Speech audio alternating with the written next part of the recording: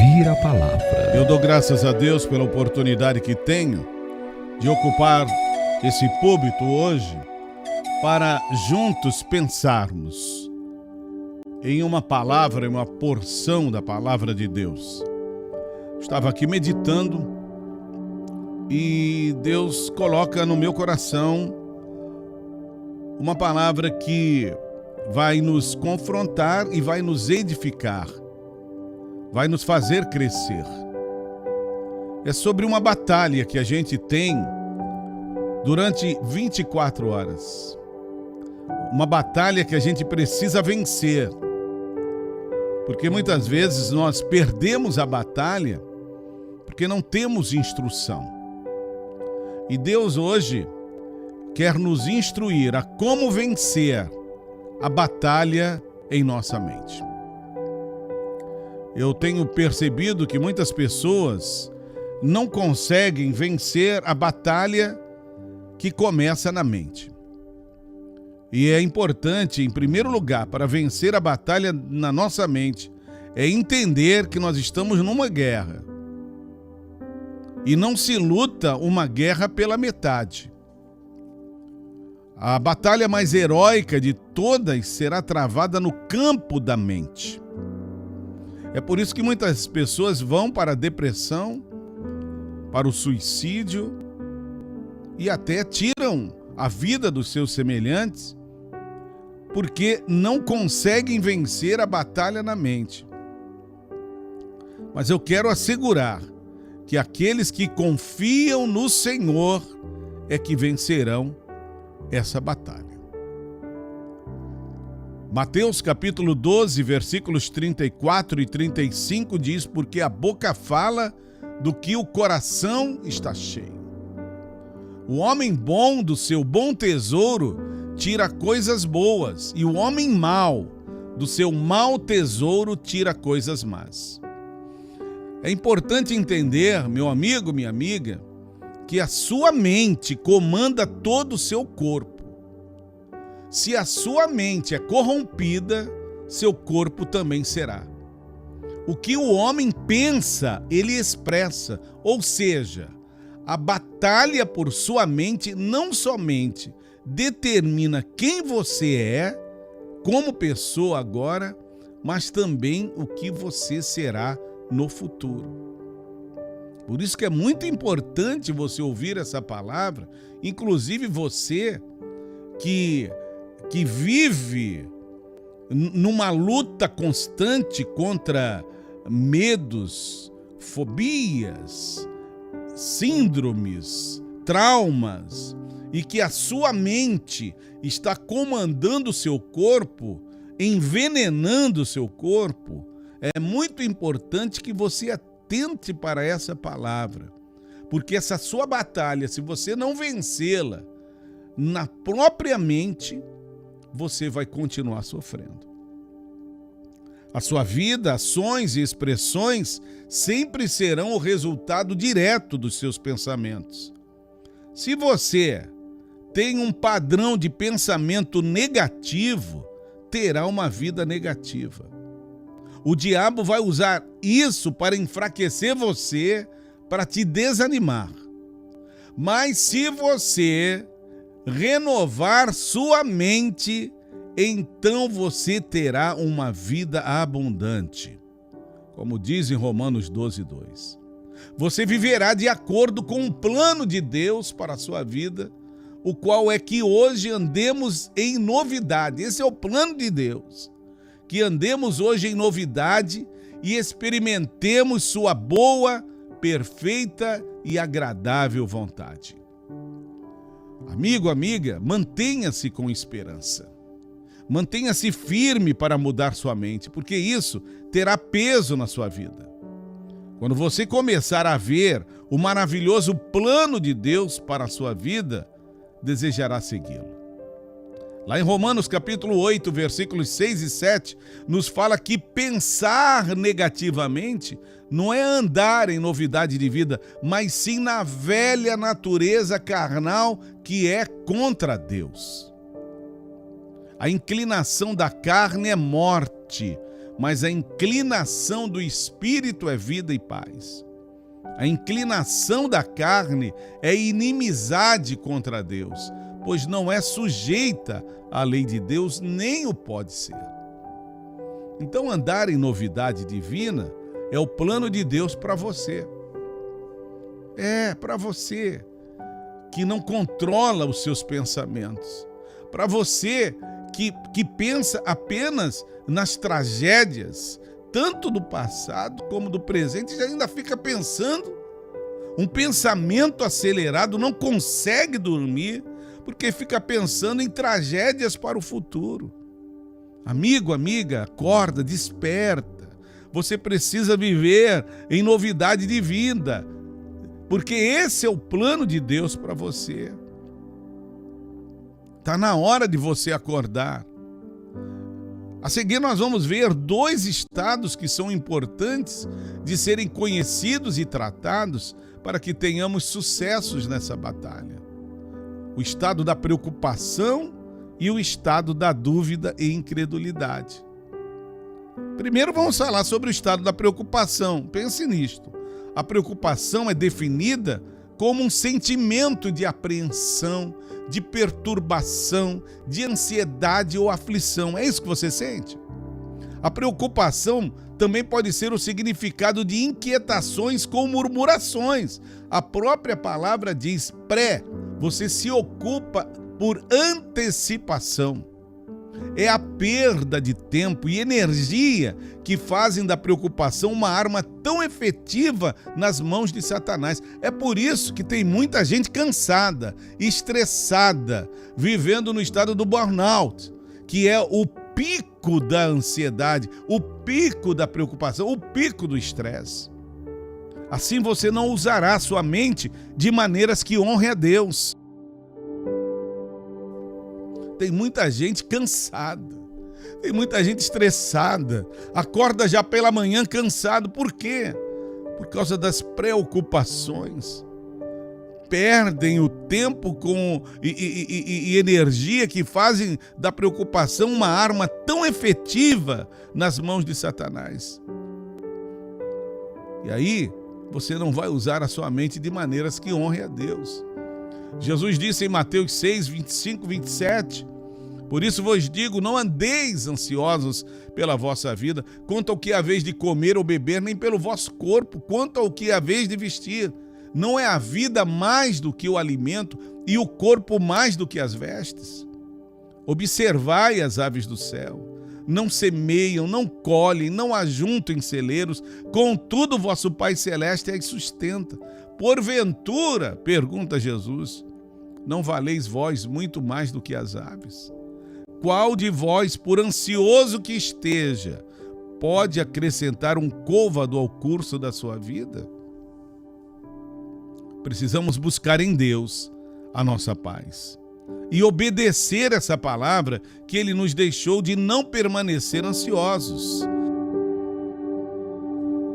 Eu quero lhe apresentar 2 armas para evitar a preocupação. A primeira é, fale a palavra. Recomendo falar a palavra em voz alta quando a preocupação vier. Afinal, a Bíblia é descrita como uma espada, e durante um ataque, esta não trará qualquer proveito se estiver guardada.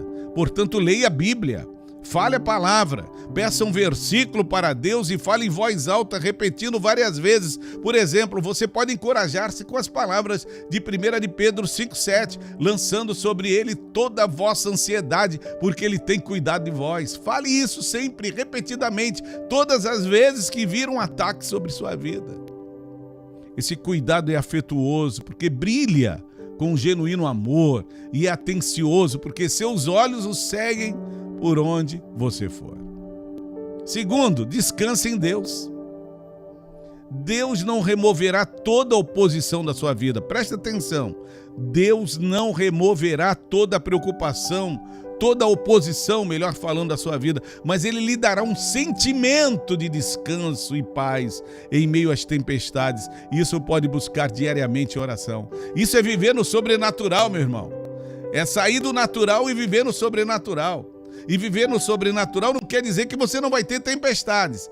Mas é que Deus vai te dar energia, Deus vai te dar graça, Deus vai te dar força para você resistir às tempestades. A graça de Deus opera nas nossas vidas. A graça de Deus está sempre disponível para nos ajudar a lidar com qualquer coisa que estivermos enfrentando neste momento.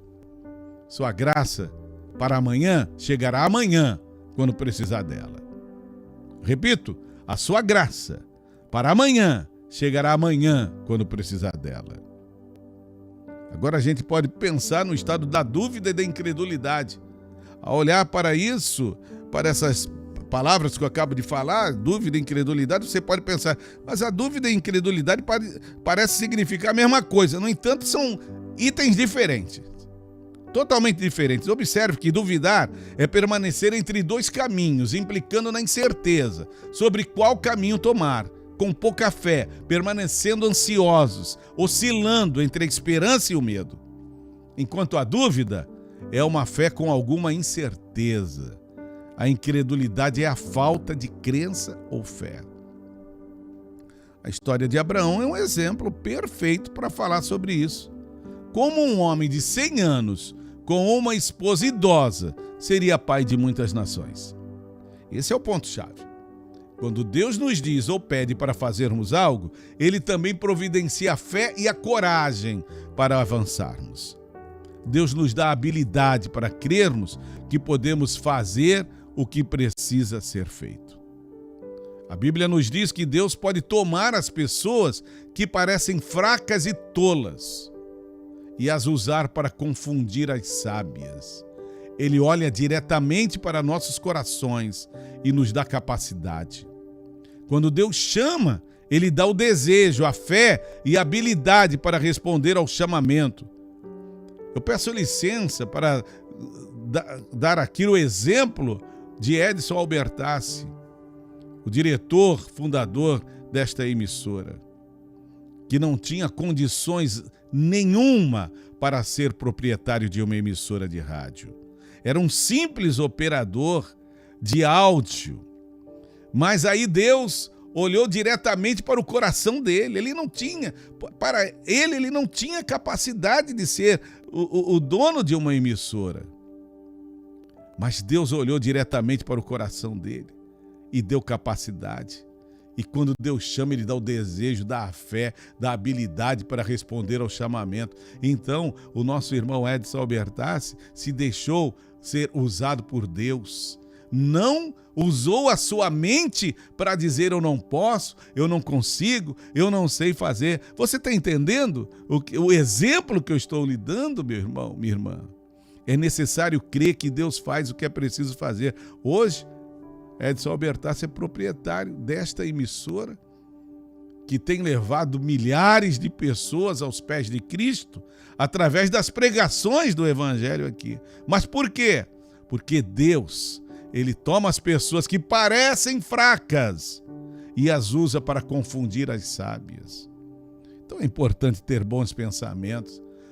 Salmos 119, versículo 15. O salmista diz: meditarei nos teus preceitos e as tuas veredas terei respeito. A palavra dá a certeza de que a pessoa que segue essa prática é como uma árvore firmemente plantada junto às correntes de águas que produz bons frutos e prospera. Há algo sobre o que pensar. Há algo sobre o que pensar.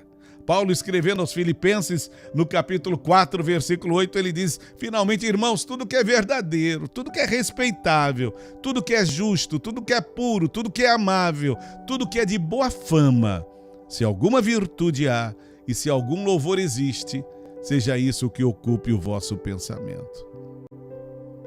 Por meio de Filipenses, podemos fazer uma listinha de verificação de como deve ser o seu pensamento. Se seu pensamento é verdadeiro, continue com ele. E continue sendo verdadeiro. Se esse pensamento é respeitável, continue com ele. Se é justo, também faça o mesmo. Se é puro, amável, de boa fama, virtuoso, louvável, fique com ele. Mas se for uma ansiedade, mas se for um pensamento impuro, se for um pensamento para sua derrota, se for um pensamento para comandar o seu corpo para a enfermidade, corrompendo o seu corpo,